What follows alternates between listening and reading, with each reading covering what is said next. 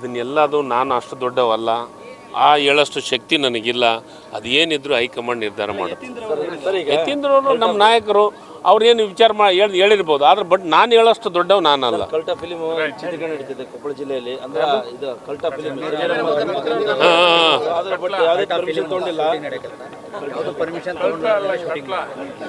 ಅದಕ್ಕೆ ಅದನ್ನು ನಾನು ಜಿಲ್ಲಾಧಿಕಾರಿಗಳ ಜೊತೆಗೆ ಮಾತಾಡ್ತೀನಿ. ಮತ್ತೆ ನಾನೇನು ಹೋಗಿಲ್ಲಲ್ಲ, ಮತ್ತೆ ನಾನು ಎಸ್ ಸಿ ಅಲ್ಲನು ಇಲ್ಲ, ಯಾರನ್ನೂ ಬಿಟ್ಟು ಮಾಡೋಂಥದ್ದಿಲ್ಲ, ಏನಿಲ್ಲ. ನಾವೆಲ್ಲರೂ ಜೊತೆಗಿದ್ದೀವಿ. ನಮ್ಮ ಕಾಂಗ್ರೆಸ್ಸು 5 ವರ್ಷ ಅಧಿಕಾರದಾಗಿರ್ತೈತೆ. ಸಿದ್ದರಾಮಯ್ಯರ ಜೊತೆಗೆ ಇಡೀ ಸಚಿವ ಸಂಪುಟ ಶಾಸಕರ ಜೊತೆಗಿರ್ತೀವಿ. ಈ ಇಡಿಗೆ ಈ ಒಂದು CBIಗೆ ಎದುರಂಥ ಪ್ರಶ್ನೆ ಇಲ್ಲ. ಕೇಂದ್ರ ಬಜೆಟ್ಟು ನಾನು ನೋಡಿಲ್ಲ, ಕೇಳಿಲ್ಲ. ಜನಗಳಿಗೆ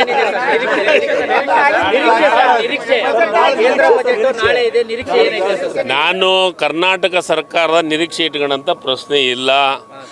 ನಮ್ಮ ಕರ್ನಾಟಕದವ್ರಿಗೆ ಯಾವಾಗಲೂ ಅವರು ಏನು ಯೋಜನೆಯನ್ನು ಕೊಡೋಂಗಿಲ್ಲ.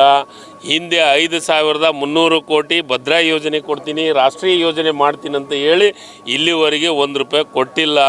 ಈಗ BJಪಿಯವರು ಇವೇನು ಜಗಳ ಅದಾವಲ್ಲ, ಈ ಜಗಳ ಮಾಡೋಕ್ಕೆ ಬಿಟ್ಬಿಟ್ರೆ ಅವರು ಜಗಳ ಮಾಡೋಕ್ಕೆ ಬಿಟ್ಟು BJಪಿಯವರು ಕೇಂದ್ರ ಸರ್ಕಾರದ ಕರ್ನಾಟಕ ಕಡೆ ಲಕ್ಷ್ಯನೇ ಇಲ್ಲ. ನಮಗೆ ಕೊಡಬೇಕಾದಂಥ GST ದುಡ್ಡ ಕೊಟ್ಟಿಲ್ಲ. ನಮಗೆ ಕೊಡಬೇಕಾದ GST ದುಡ್ಡ ಕೊಟ್ಟಿಲ್ಲ. ನಮಗೆ ಕೊಡಬೇಕಾಗಿದ್ದು ಯೋಜನೆಗಳನ್ನು ಕೊಡೋಂಥ ಕೆಲಸ ಆಗೋಲ್ಲ. ಇವರು ಕರ್ನಾಟಕಕ್ಕೆ ಯೋಜನೆ ತರಬೇಕಂತ BJಪಿಯವ್ರ ತಲೆಯಾಗನೇ ಇಲ್ಲ. ಇವ್ರಿಗೇನಂದ್ರೆ ಜಗಳ ಮಾಡೋದ್ರಾಗ ನನ್ನ ಬಣ ನಿನ್ನ ಬಣ ಅನ್ನೋದ್ರಾಗ ಈಗ 16 ಬಣ ಆಗ್ಯಾವ. ಮೊನ್ನೆ 6 ಆಗಿದ್ವು, ಈಗ 16 ಆಗ್ಯಾವ.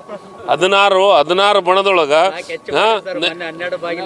ಈಗ 16 ಆಗ್ಯಾವ. 14 ಮೊನ್ನೆ ಸುಧಾಕರ್ ಸುಧಾಕರ್ ಹಂಗೆ ಒಂದೊಂದು ಆಗತ್ತಾರ.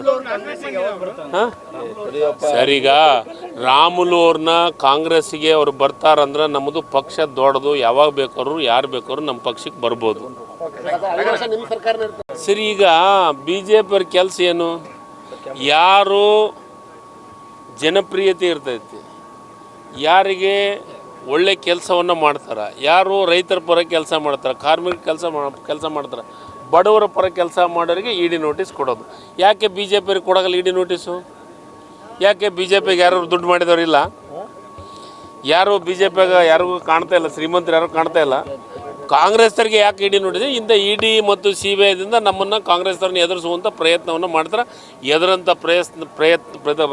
ಪ್ರಶ್ನೆನೇ ಇಲ್ಲ. ಸಿದ್ದರಾಮಯ್ಯ ಸಾಹೇಬ್ರ ಜೊತೆಗೆ ಇಡೀ ಸಚಿವ ಸಂಪುಟ ಶಾಸಕರು ಎಲ್ಲರೂ ಜೊತೆಗಿದೆ.